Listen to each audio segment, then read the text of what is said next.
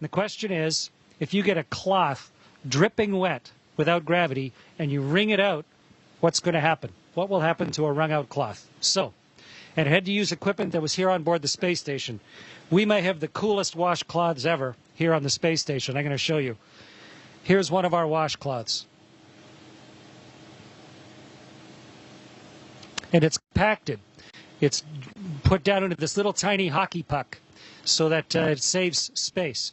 But when you open up a hockey puck and you pull out your washcloth, this is the one I'm going to use for the experiment today. And so when you open up your hockey puck and turn it into a washcloth, it was compressed in a great big vise somewhere. Okay, so here's my washcloth, like a magic trick. And now I'm going to get this soaking wet, and then we're going to see what will happen when we wring it out.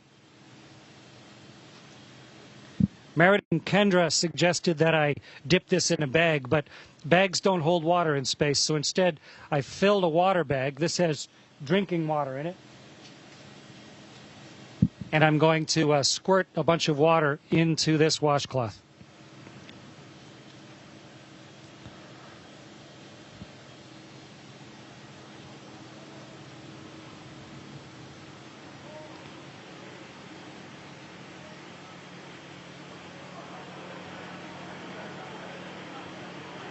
Okay, so here's a soaking wet washcloth.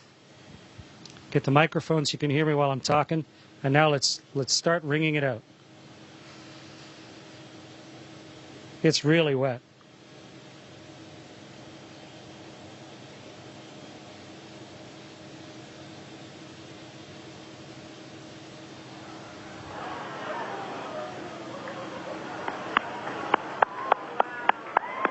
It's becoming a tube of water.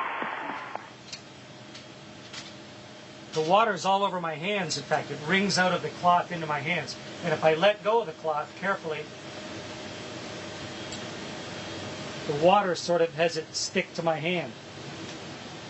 Okay, so the experiment worked beautifully. And the answer to the question is, the water squeezes out of the cloth, and then because of the surface tension of the water, it actually runs along the surface of the cloth and then up into my hand, almost like you had Jell-O on your hands or gel on your hand, and it'll just stay there. Wonderful moisturizer on my hands. And the cloth doesn't really unravel itself.